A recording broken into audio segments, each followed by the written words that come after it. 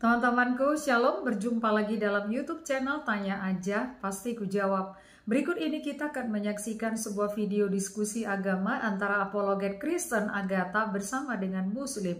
Seperti apa diskusinya? Saksikan video ini dari awal hingga akhir dan semoga memberikan pencerahan ya. Apa, Pak? Orang Kristen ini kan beriman kebanyakan bilang Yesus Kristus itu adalah Tuhan Allah yang menjadi manusia. Bukan kebanyakan, memang semua ajarannya gitu. Oh, berarti melanggar firman Tuhan menurut Mana? Yesaya 45 ayat 12. Kau baca di situ. Allah berfirman, bentar dulu. Allah berfirman, aku telah membuat bumi ini dan menciptakan manusia-manusia di atasnya. Ngapain Tuhan harus muncul jadi manusia? Itu pertanyaannya. Sedangkan Dia telah menciptakan manusia-manusia di bumi ini. Nah, jadi kan nggak etis kalau Tuhan itu menjadi manusia. Apa? Hubungannya apa sama Allah jadi manusia? Ya itu kan pembodohan, maksud saya itu menipu firman Tuhan itu. Di Matius 11 ayat 25, Yesus Kristus bersyukur kepada Tuhan Allah langit dan bumi. Udah jelas Yesus itu bukan Tuhan Allah yang nunjuk jadi manusia. Coba baca Yohanes 1 ayat 14. Nah itu kontradiksi berarti. Kontradiksi di ayat Yohanes 1 ayat 1. Oke. Ya kan? Pak, bisa dengarkan saya Pak Freddy? Pak Freddy ini seorang anak atau seorang suami? Seorang anak, seorang suami. Bapak ini seorang anak atau seorang suami? Saya seorang suami. Seorang anak enggak? Ya anak siapa? Kau nggak usah bermain kata-kata doktrin yang menyesatkan kau Anda itu. Punya bapak atau kau ibu, jangan melanggar firman Tuhan. Saya mau tanya, kalau bapak seorang suami, bapak bukan seorang anak. Kau nggak nyambung, Agatha, terlalu. Ini makanya aku bilang kamu, ketika kamu dilahirkan seorang ibu, ketika kamu dilahirkan seorang ibu, kamu itu seorang anak. Terus kamu mengaku seorang suami, kau kontradiksi. Kontradiksi nggak? Saya tanya, kamu punya ibu atau punya bapak? Pasti punya. Apa kau memang dilepehkan dari pohon pisang? Cuy, gitu. Makanya kau nggak punya bapak sama punya ibu.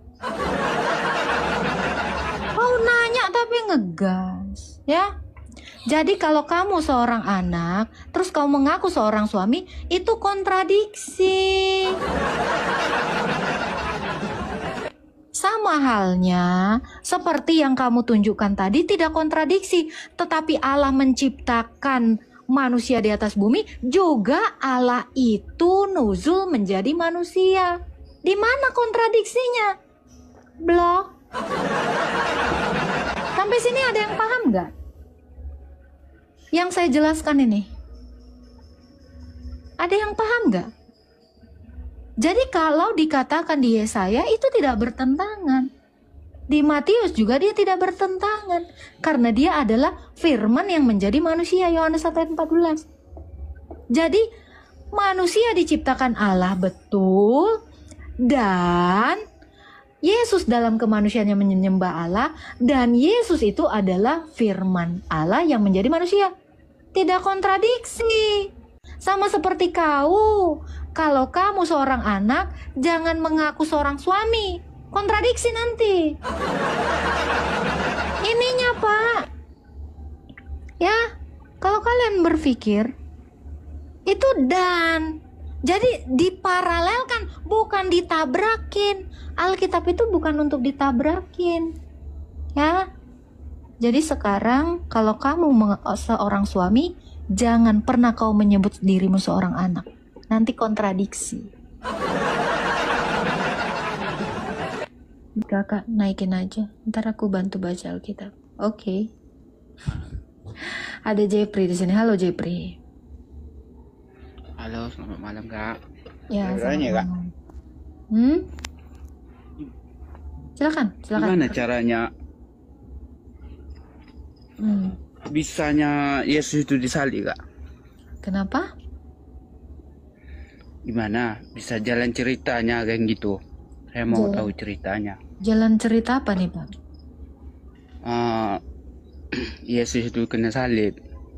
Ya, karena dia mengaku Allah kepada bangsa Israel. Bangsa Israel menganggap dia itu menista atau apa ya dikatakan ya? Iya, benar-benar menista. Dia menista Allah. Dia menghujat Allah gitu. Karena dia yang kelihatannya manusia tetapi mengaku dirinya Allah. Dia mengaku bertemu dengan Abraham. Dia mengaku ketemu dengan Elia dan Musa. Dia mengaku ada sebelum dunia ini ada. Karena pengakuannya itu dan karena mujizatnya itu, orang-orang menyalibkan dia. Itu. Kalau dia tidak mengaku dirinya Allah, dia tidak mungkin akan disalibkan. Kenapa? Padahal dia hanya mengatakan yang sebenarnya. Tapi dunia tidak semuanya menerima dia. Tetapi yang menerima dia diberinya kasih karunia untuk menjadi anak-anak Allah. Gitu, Pak. Dia berkali-kali mengaku dirinya Allah. Dia mencoba mengatakan, pergilah dosamu sudah diampuni. Yang boleh mengatakan seperti itu tuh hanya Allah. Dan orang Israel yang saat itu, ahli Farisi, yang mengerti maksudnya itu, langsung mengatakan, kamu telah menghujat Allah. Kalau orang pintar, ketika Yesus mengatakan, pergi dan dosamu sudah diampuni, orang pintar itu pasti langsung mengerti, oh, kamu sedang menyetarakan dirimu dengan Allah. Gitu. Jadi nggak perlu dia, akulah Allah, sembahlah aku. Orang pintar itu nggak pernah ngomong vulgar seperti itu, tetapi dengan kata-kata satir. Dan orang yang cerdas pasti menangkap itu sebagai penghujatan. Ketika Yesus mengatakan, Bapamu Abraham sudah melihat hari-hariku dan dia bersuka cita. Sebelum Abraham jadi, aku ini telah ada. Itu kata Yesus. Lagi-lagi dia mau dirajam sama orang Israel. Dia berkali-kali mengaku dirinya Allah. Dengan banyak hal. Dengan berbagai cara. Seperti itu. Ada lagi yang mau ditanyakan Pak Jepri? Bentar. Kenapa Pak Jepri? Nggak, mau tanya aja kan. Kalau misalnya kan, kalau di Islam kan dikatakan itu Isa kan. Yang sebenarnya siapa itu yang disalib? Isa ke atau apa ya? Atau yang orang lain diserupai gitu? Dalam Al-Quran itu kan kisah abad 7 yang saya tidak tahu asal dongengnya dari mana, asal sumbernya dari mana, tidak jelas orangnya, tidak ada saksinya. Jadi saya tidak bisa bernarasi tentang sesuatu yang tidak pernah ada datanya. Gitu. Berarti Karena kalau gini Pak, tentang Isa yang diserupakan ini kan adalah cerita di abad ke-7. Sementara peristiwa penyaliban itu ada di abad 1. Dan ada begitu banyak sejarawan yang menuliskan peristiwa gempar ini gitu. Karena seluruh dunia tahu dia disalib. Hanya orang-orang yang di dunia Arab yang di abad ke-7 ini yang tidak mengerti apapun. Makanya mereka mengatakan dia tidak disalib. Tanpa bukti, tanpa saksi, mereka hanya menarasikan ini sebagai asumsi teologis. Jadi tentang pertanyaan siapa nama dia siapa? Nah, yang disalib Yesus. Yang disalib itu Yesus. Kan Anda tadi menanyakan kenapa Yesus disalib. Ya berarti kita bicara tentang Yesus. Bukan bicara berarti tentang namanya Yesus juga. Iya, Yesus. Memangnya ada lagi selain Yesus yang lahir dari perawan, yang mati dan bangkit pada hari yang ketiga? Nggak ada, di dunia ini cuma satu-satunya itu. terlalu gampang mengidentifikasi siapa Yesus asli, siapa Yesus palsu. Yesus palsu pasti yang dipalsukan, makanya diserupakan karena palsu. Tentu Pak, kalau kita secara jeli dengan logika menangkap, uang asli itu duluan datang, uang palsu itu belakangan datang. Pasti yang palsu itu yang diserupakan. Namanya juga diserupakan, berarti kisahnya diserupakan, dipalsukan. Gitu Pak. Ada lagi yang mau ditanyakan, Pak Jepri?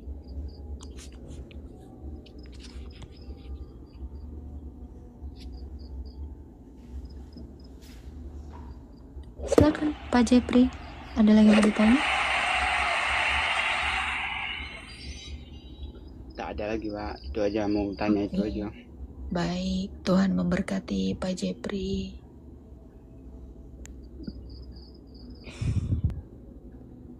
Berarti setahu kami di Islam itu taunya Nabi Isa aja kan.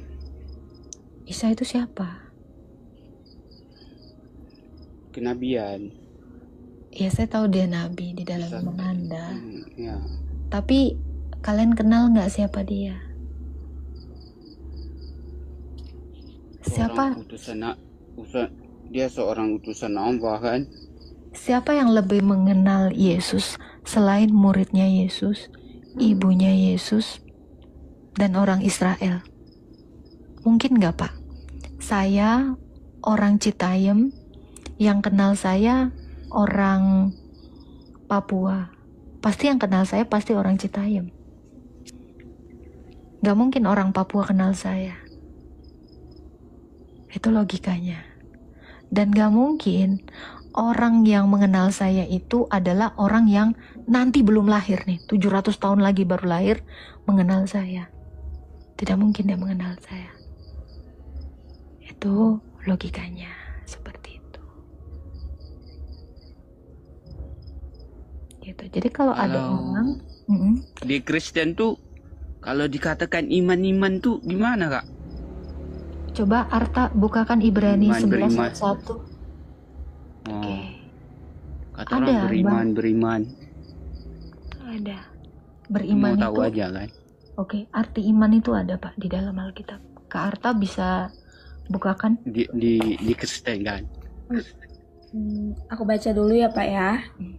Iman adalah dasar dari segala sesuatu yang kita harapkan dan bukti dari segala sesuatu yang tidak kita lihat. Nah, itu Pak. Iman itu adalah sesuatu yang kita harapkan dan bukti dari sesuatu yang belum kita lihat. Di Kristen itu. Iya, kalau di dalam Islam apa iman itu Pak? Kalau beriman tuh kan, kita kan, kalau menurut saya lah kan, itu beriman kan, kita percaya semuanya yang ada di atas dunia ini. Tanpa bukti? Bahasanya dunia ini ada. Ya, tanpa buktikah kita percaya aja Pak? Percayanya seperti apa gitu? Iya, kalau tidak ada bukti mungkin nggak kita percaya Pak? Ada bukti. Ternyata Allah membuatkan dunia ini sebelum kita dibuat gitu. Dunia ini bukan bukti Pak. Karena sebelum ada Allah, dunia ini udah ada. Udah ada? Oh, menurut Kristen lah gitu ya? Bukan. Ini secara fakta, sebelum Islam ada abad 7, dunia ini sudah ada. Gitu. Jadi makanya saya bilang iman itu, Alkitab mengatakan iman itu adalah pengharapan. Jadi kamu berharap sesuatu yang belum kamu lihat tapi ada buktinya. Itu. Jadi iman itu adalah harapan kita. Makanya kita menyembah Allah karena ada sesuatu yang kita harapkan. Kira-kira apa yang Bapak harapkan dari beriman kepada Allah?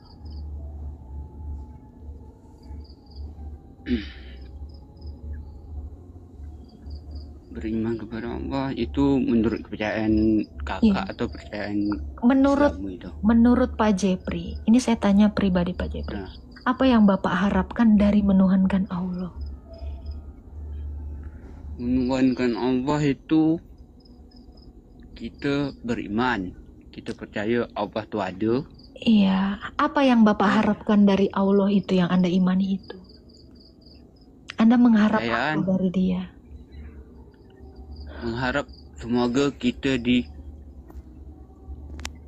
tempat surga Surga. dia gitu. Oh, jadi Anda berharap surga makanya mengimani Allah gitu, Pak?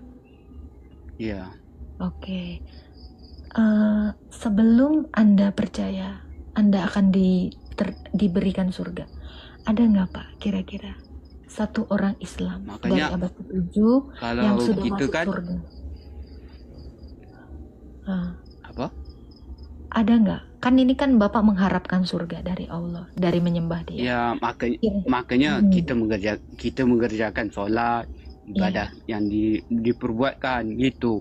Betul. Kira-kira Pak, Nah, udah ada belum kan Pak? Gini Mhm. kan. Kalau Kristen kan katanya udah dihapus gitu dosa-dosanya kan gitu. Makanya disalib dia untuk menghapuskan dosa-dosa umat-umat dia kan. Berarti di dalam pikiran saya, berarti orang Kristen ni tak berdosa lagi gitu. Dah dihapus. Yang menjadi pertanyaan saya, ada nggak sih Pak satu orang yang beriman Apa? kepada Allah yang udah masuk surga? Setahu saya kan itu tak dapat kita logika gitu, Bukan, tak dapat kita pikir. karena kan tadi ngomong-ngomong soal iman, iman itu adalah pengharapan, Ya, ya, sehingga kita Iya. menjadi percaya. Kalau kita percaya akan mendapatkan surga, ada nggak Allah memberikan bukti satu orang yang masuk surga ketika menyembah Dia? Nabi Muhammad Muhammad Ya. masuk surga? dia kan dia mengetahui semuanya kan. Saya tanya, Muhammad masuk surga?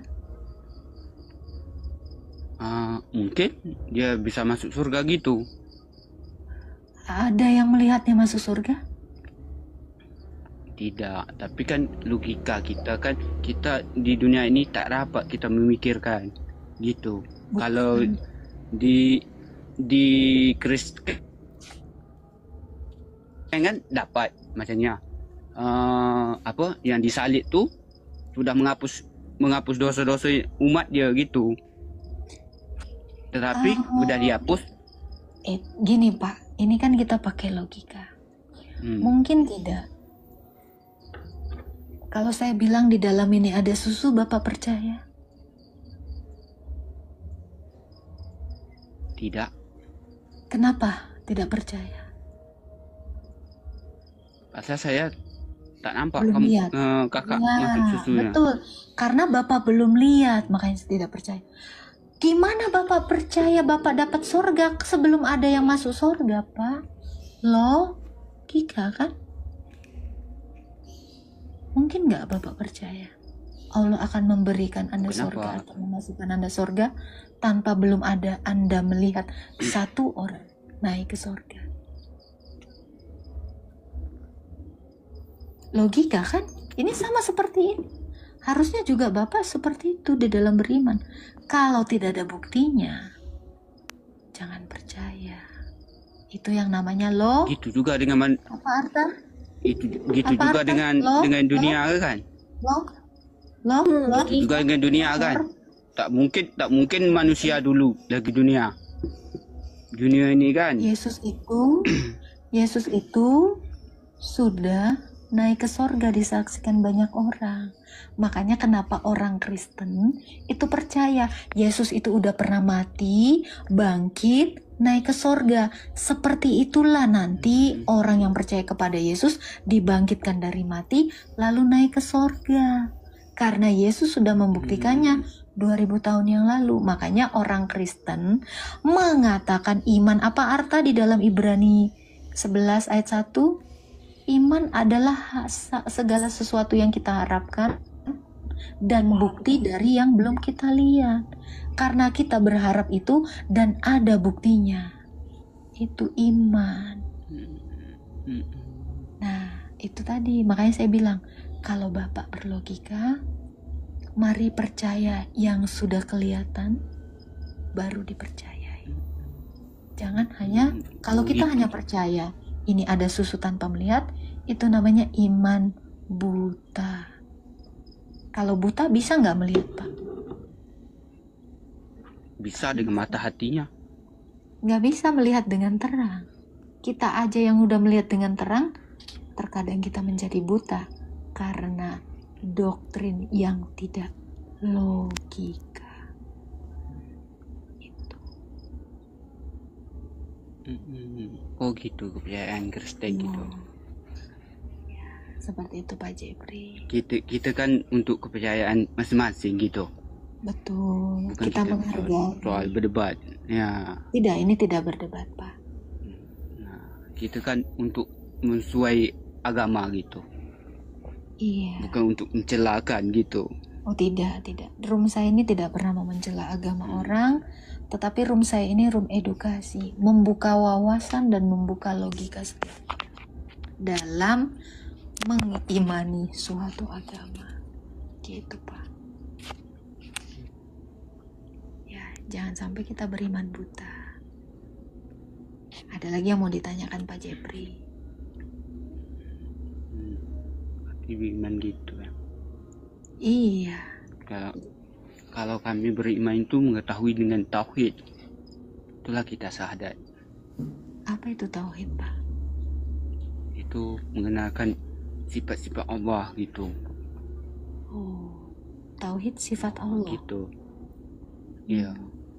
Itulah kita bersyahadat. Oh ya, Bapak bersahadat. Gimana sahadatnya, Pak? Gimana sahadat? Asyhadu an la ilaha illallah wa asyhadu anna Muhammad Rasulullah. Oke, artinya? Aku bersaksi tiada Tuhan selain Allah, dan aku bersaksi bahwa Muhammad utusan Allah. Itu aja. Oke. Kalau Bapak bersaksi Muhammad adalah utusan Allah, apa yang Anda saksikan? Apakah Anda menyaksikan bahwa Allah itu mengutus Muhammad? Ya, pasal dia seorang hamba. Anda juga seorang hamba. Dicipta. Muhammad itu seorang ciptaan dia. Bapak juga untuk dunia, untuk menyampaikan agama dia. Yang kan bengkok diluruskan gitu. Baik. Kan dikatakan Bapak bersaksi bahwa Muhammad adalah utusannya Allah. Kapan Bapak menyaksikan Muhammad itu diutus oleh Allah? Diutuskan Allah itu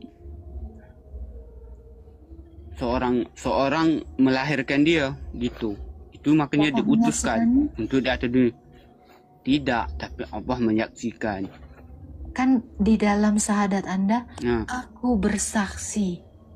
Apakah Bapak Jepri menyaksikan Muhammad itu diutus Allah? Kalau kata aku tuh banyak, Mbak. Gini kan, Allah tuh bisa dia bilang dia aku gitu. Kalau kita pun bilang bisa juga kita aku gitu. Aku tuh banyak. Saya nggak nanya itu. Ketika Anda bersahadat. Itu maksudnya. Misalnya.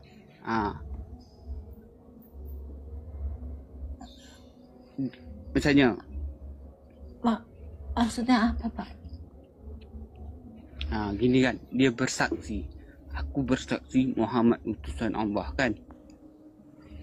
Jadi bersaksi. Jadi asyhadu bukan merujuk kepada Anda. Iyalah, saksi dia tuh. Ya, dia bersaksi. Asyhadu alla ilaha illallah wa asyhadu. Kan Anda bersaksi sebagai saksi.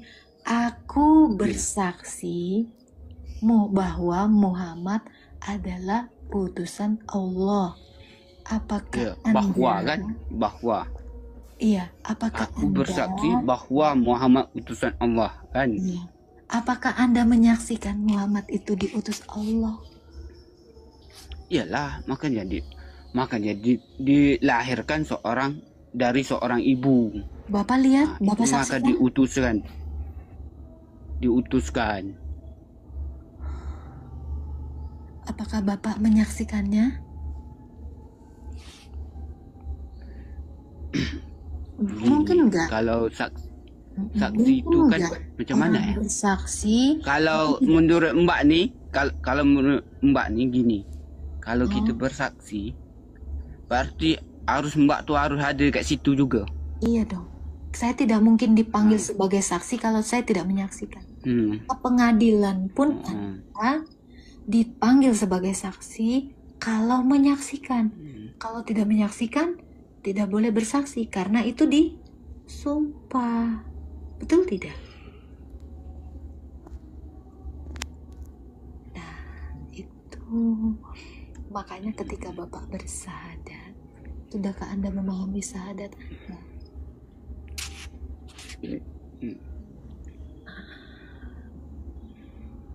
Itu. Makanya kenapa kita harus berlogika dan berpikir. Gitu. Kalau si Arta ini memang kepake apa Arta? Berarti pakai logika juga ya. Bukan Pak, longor. Longor. Iya. Jadi Tapi kalau kita orang percaya Kristen aja. berlogika, kalau Bapak kan ya Arta apa? Jadi mungkin tidak kita bersahadat tanpa kita menyaksikan. Itu aja Pak. Iya. Gitu. Ada lagi yang mau ditanyakan Pak Jepri? Gitu ya. Iya. Jadi orang Kristen itu sebelum beriman dia akan mencari tahu dulu dengan akalnya, berpikir, baru memutuskan. Gitu.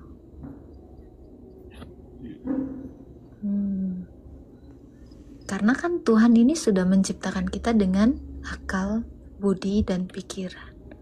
Jadi kalau kita sudah diciptakan berbekal akal, kita gunakan akal kita supaya kita tidak salah dalam memilih Tuhan, dalam mengharapkan sesuatu kepada Tuhan atau beriman. Gitu Pak. Ada lagi yang mau ditanyakan Pak Jepri? Silakan.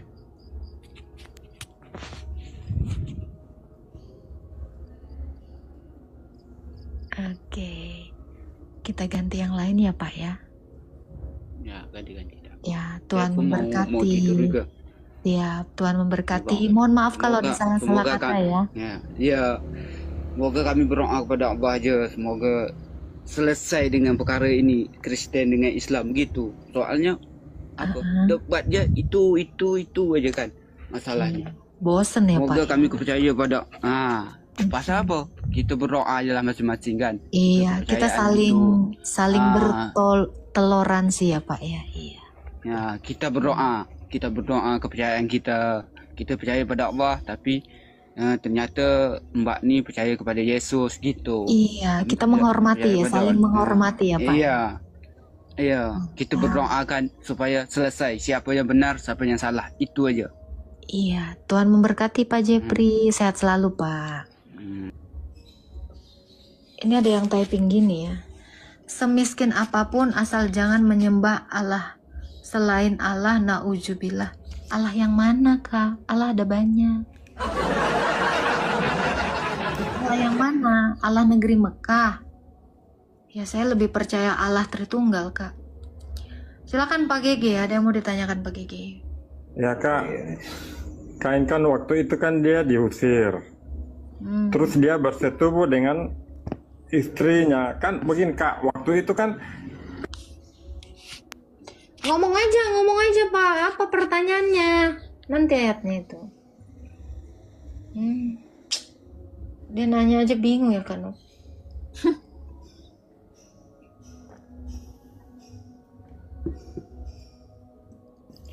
Mute-nya buka. Bukan, dia kalau keluar aplikasi memang ke mute otomatis. Gitu. Jadi jangan keluar aplikasi. Iya kak. Kenapa?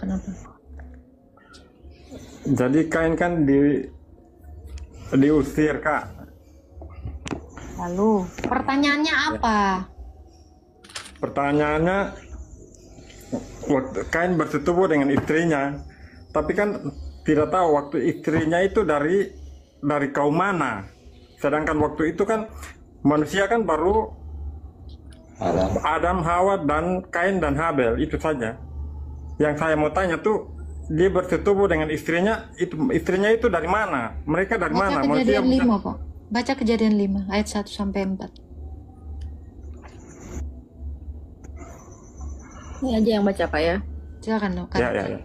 Inilah daftar keturunan Adam. Pada waktu manusia itu diciptakan oleh Allah, dibuatnyalah dia menurut rupa Allah, laki-laki dan perempuan diciptakannya mereka.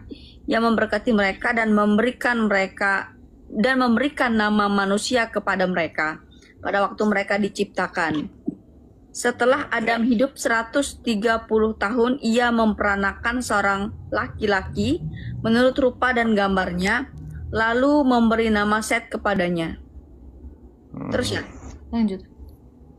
umur Adam setelah memperanakan Set 800 tahun, dan ia memperanakan anak-anak laki-laki dan perempuan. Oke, thank you Kak. Oke. Jadi siapa istrinya? Anak perempuannya Adam dan Hawa. Ya. Oke. Jadi saja, Kak. Ya. Memang manusia itu diciptakan cuma satu. Makanya bayangkan Pak, begitu dia diciptakan dengan sudah dewasa, beranak cucu, dan selama 930 tahun, ada berapa begitu banyak anak yang dihasilkan? Ya Kak, oke. Ya. Terima kasih. Ya, Tuhan berkati Pak Gigi. Ya, makasih. Ya, sama-sama. Halo, silakan Pak Nius. Nius, mie apa? Halo? Iya Pak, halo. Coba mungkin Kanopi, kayaknya suaraku nggak terdengar. Halo Pak. Iya, halo. Halo Pak, apa yang bisa kami bantu Pak? Selamat datang di Indo April. Oke, ya, selamat malam. Anda cuma mau tanya saja, sama mudah-mudahan bisa mendapat jawaban di Kakak Agatha, menyangkut dengan kontroversi yang saat ini. Saya juga bingung tentang Bunda Maria.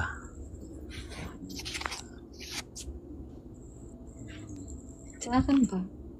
Kontroversi apa itu Bunda Maria? Ya, maksudnya kan ini ada Protestan dan Katolik kan.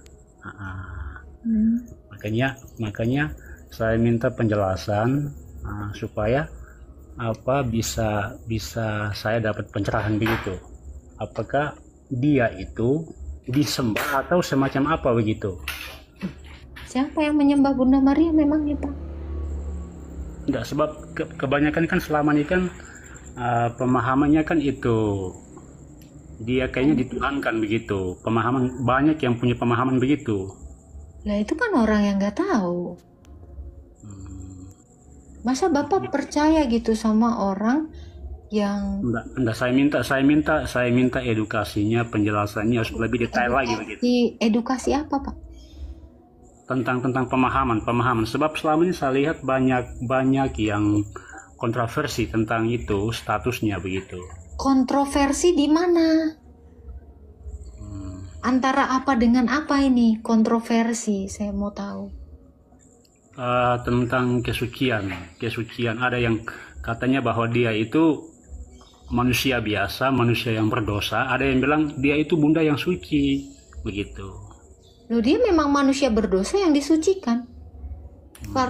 Karena dia manusia berdosa, terus disucikan, ya jadi suci. Terus nggak ada yang kontroversi kalau kalian itu memahaminya seperti itu.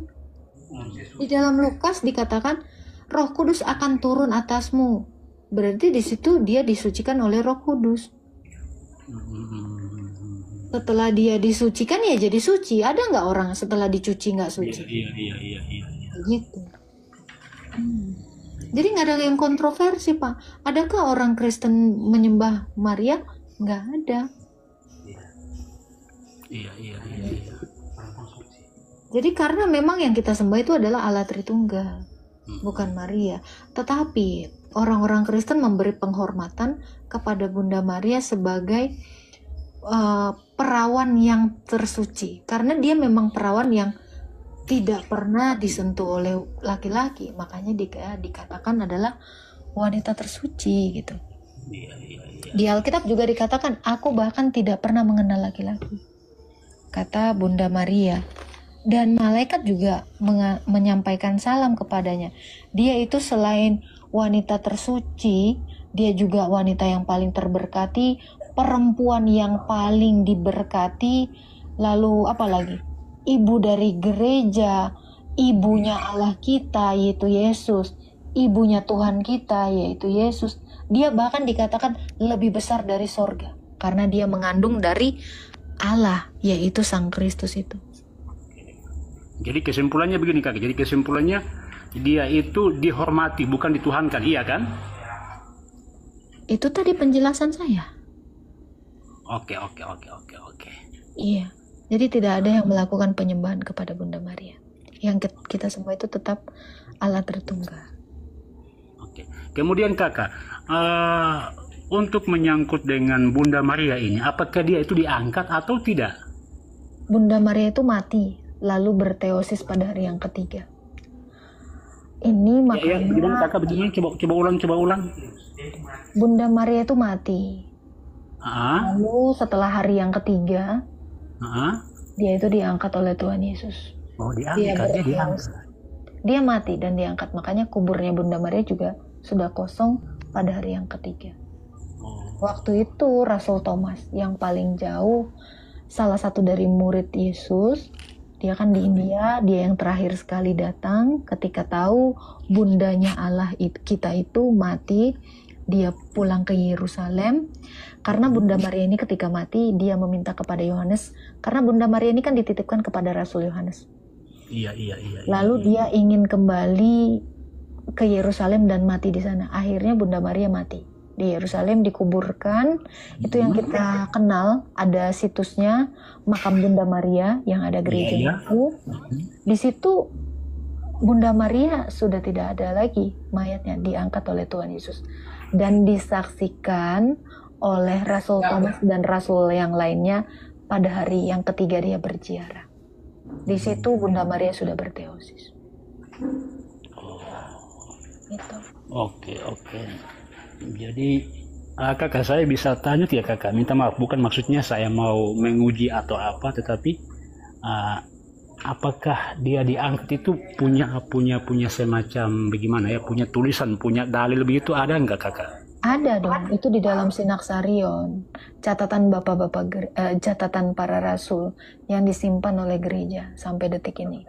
Sampai saat ini masih ada? Ada. Kalau cek di Google bisa dapat kakak? Kalau cek nggak di Google ada, karena itu bukan barang Google. Iman Kristen itu dari gereja, bukan dari Google. Kalau mau, gereja mula-mula itu menyimpan dokumentasi itu semua, catatan kisah para rasul. Iya. Enggak, sebab selama ini kan saya kan biasa sempat debat dengan kawan-kawan. Kalau saya ngomong itu, kalau saya bilang Bunda Maria dia diangkat, tapi don't tanya mana dalilnya kalau dia diangkat. Makanya saya ini pas malam ini saya lagi buka-buka TikTok. Kalau misalnya Bunda Maria ada dalilnya diangkat, berarti ini bukan kitab kesaksian tentang Yesus, jadi kitab kesaksian tentang Rasul, tentang Bunda Maria dong. Makanya kenapa gereja tidak mengkanon itu, karena itu di luar daripada Injil dan pemberitaan Injil. Gitu. Tapi untuk dia punya semacam referensi atau dia punya dalil tulisannya ada, kemudian dia punya semacam bukti-bukti peninggalan ada pasti ya sampai saat ini. Tadi saya sudah sebutkan, silakan datang ke Yerusalem, ada situs makam Bunda Maria yang dijadikan gereja. Ini Sinaksarion, di sini ada semua catatan tentang para rasul, bagaimana matinya para rasul, bagaimana matinya Bunda Maria, bagaimana sejarah gereja, orang-orang atau para rasul itu bisa kita tahu matinya seperti apa, ada di sini. Itu Ini buku apa kak? catatannya Buku dulu. apa kak? Coba di-spill lagi kak. Pengen lihat bukunya itu. Makanya tadi didengarkan, namanya Sinaksarion. Sinaksarion. Oke. Iya. Oke ya, makasih kak atas penjelasannya. Makasih banyak. Selamat melayani. Tuhan Yesus memberkati. Salam. Amin. Salam Pak. Puji Tuhan, kita sudah bersama-sama menyaksikan dan mendengarkan diskusi lintas agama bersama dengan apologet Kristen Agatha bersama dengan Muslim. Dan dari diskusi ini kita melihat bahwa saudara-saudara kita yang Muslim menganggap bahwa Yesus bukanlah Tuhan dan menilai bahwa kitab yang satu dengan kitab yang lain saling bertentangan.